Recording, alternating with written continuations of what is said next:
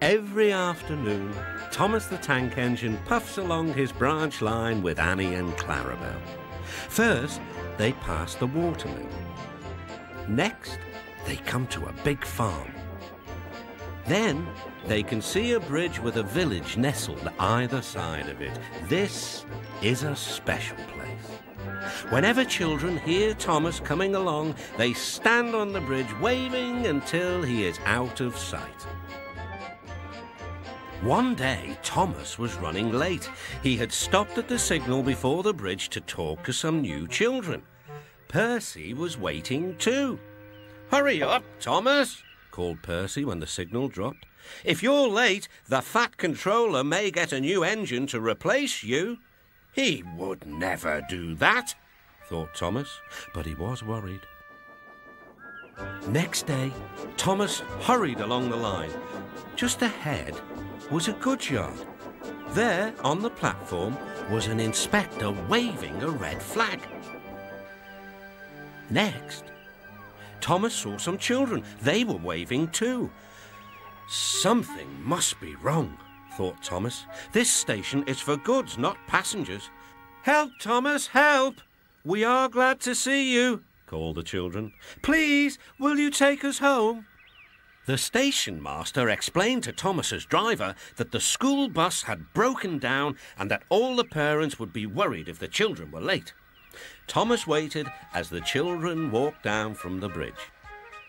Then he took them to the next station, where Bertie was waiting to take them home. When Thomas finished his journey, he was very late. He was worried that the Fat Controller might be cross with him.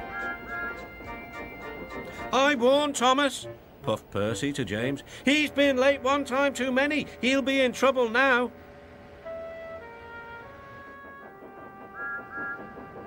But next morning, the Fat Controller was nowhere to be seen.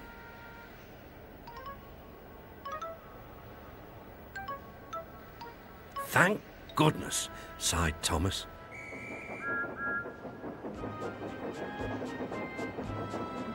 Thomas knows every part of his branch line, but just ahead was a stretch where the hot sun had bent the rails on the track. "Careful, Thomas," called his driver, but it was too late. "That's done it," said his driver. "We shan't get any further today."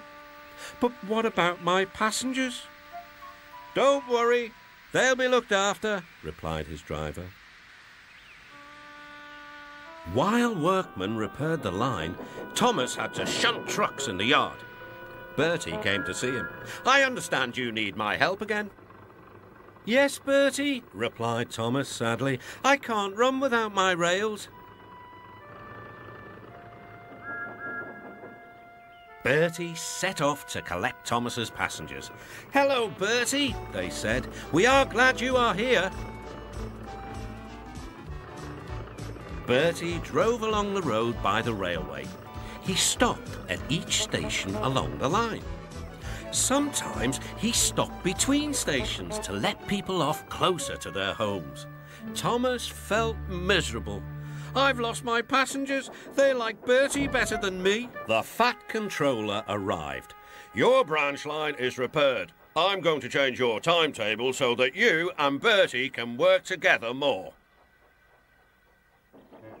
When Thomas reached the station, there were all his passengers.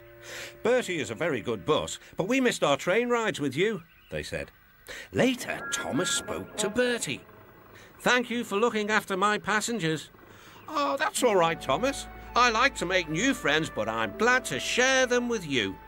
"Bertie," said Thomas, "you're a very good friend indeed."